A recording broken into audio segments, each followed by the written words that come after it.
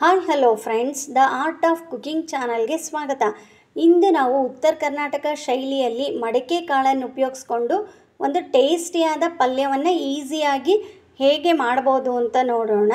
ಮೊದಲಿಗೆ ಮೊಳಕೆ ಕಾಳನ್ನು 5ರಿಂದ 6 ಗಂಟೆಗಳ ಕಾಲ ನೆನೆಸಿಟ್ಟು ನಂತರ ಅದನ್ನು ಒಂದು ಬಟ್ಟೆ ಅಥವಾ ಏರ್ಟೈಟ್ ಬಾಕ್ಸಲ್ಲಿ ಮುಚ್ಚಿಡೋದ್ರಿಂದ ಚೆನ್ನಾಗಿ ಮೊಳಕೆ ಬರುತ್ತೆ.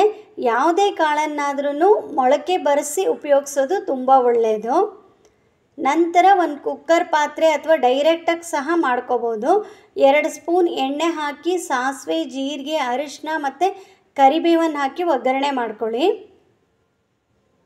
ಆದಷ್ಟು ವೆಜಿಟೇರಿಯನ್ಸು ಈ ರೀತಿಯಾಗಿ ಕಾಳುಗಳನ್ನು ಮೊಳಕೆ ಬರೆಸಿ ಉಪಯೋಗಿಸೋದ್ರಿಂದ ಅದರಲ್ಲಿರುವಂಥ ಪೌಷ್ಟಿಕಾಂಶಗಳೆಲ್ಲ ನಮ್ಮ ದೇಹಕ್ಕೆ ಸಿಕ್ಕತ್ತೆ.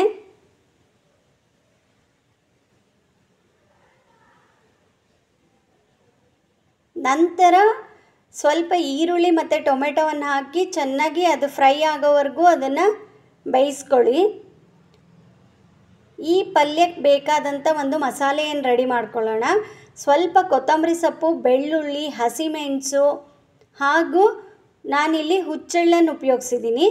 ಈ ಪಲ್ಯದಲ್ಲಿ ಮೇಯ್ನ್ ಟೇಸ್ಟ್ ಕೊಡೋ ಅಂಥ ಪದಾರ್ಥ ಅಂದರೆ ಗುರೆಳ್ಳು ಅಥವಾ ಹುಚ್ಚೆಳ್ಳು.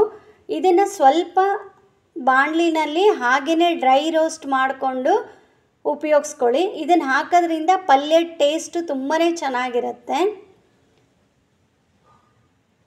ಈ ಪಲ್ಯದಲ್ಲಿ ಹಸಿಮೆಣಸನ್ನು ಉಪಯೋಗಿಸೋದ್ರಿಂದನೇ ಈ ಪಲ್ಯ ಟೇಸ್ಟ್ ಚೆನ್ನಾಗಿರುತ್ತೆ. ಯಾರಿಗೆ ಹಸಿಮೆಣಸು ಬೇಡ ಅನ್ನೋರು ಮಾತ್ರ ಅದನ್ನು ಸ್ಕಿಪ್ ಮಾಡ್ಕೊಂಬಿಟ್ಟು ಒಣಮೆಣಸು ಅಥವಾ ಅಚ್ಕಾರದ ಪುಡಿಯನ್ನು ಉಪಯೋಗಿಸ್ಬೋದು.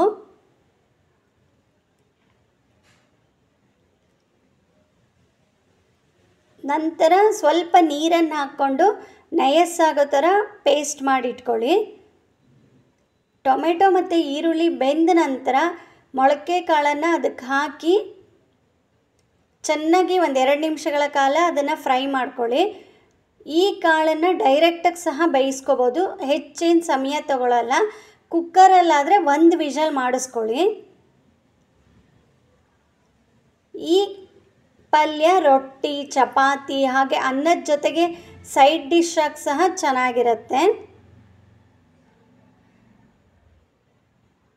ಇದನ್ನು ಉದುರುದ್ರಾಗಿ ಬೇಕಿರೋ ಮಾಡ್ಕೋಬೋದು, ಇಲ್ಲ ಗ್ರೇವಿ ಕನ್ಸಿಸ್ಟೆನ್ಸಿನಲ್ಲಿ ಸಹ ಮಾಡ್ಕೋಬೋದು.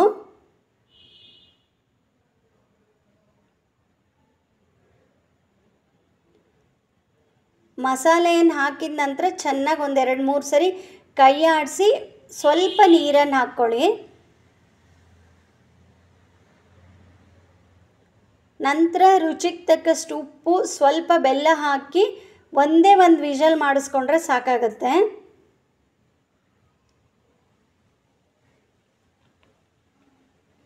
ಇದೇ ರೀತಿಯಾಗಿ ಇದೇ ಮಸಾಲೆಯನ್ನು ಉಪಯೋಗಿಸಿ ಹೆಸರು ಕಾಳಲ್ಲಿ ಸಹ ನಾವು ಪಲ್ಯ ಮಾಡ್ಕೋಬೋದು.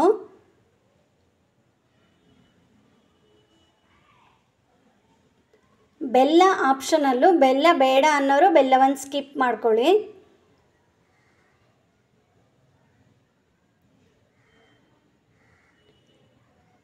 ನಿಮಗೆ ಉದುರುದ್ರಾಗಿ ಬೇಕು ಅಂದರೆ ಹೆಚ್ಚು ನೀರು ಹಾಕಬೇಡಿ.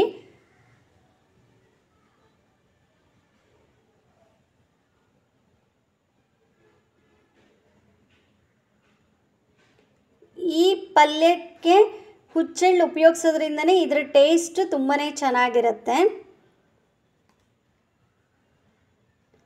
ನಂತರ ಕುಕ್ಕರ್ ಮುಚ್ಚಳ ಮುಚ್ಚಿ 1 ವಿಷಲ್ ಮಾಡಿಸ್ಕೊಂಡ್ರೆ ಸಾಕಾಗುತ್ತೆ.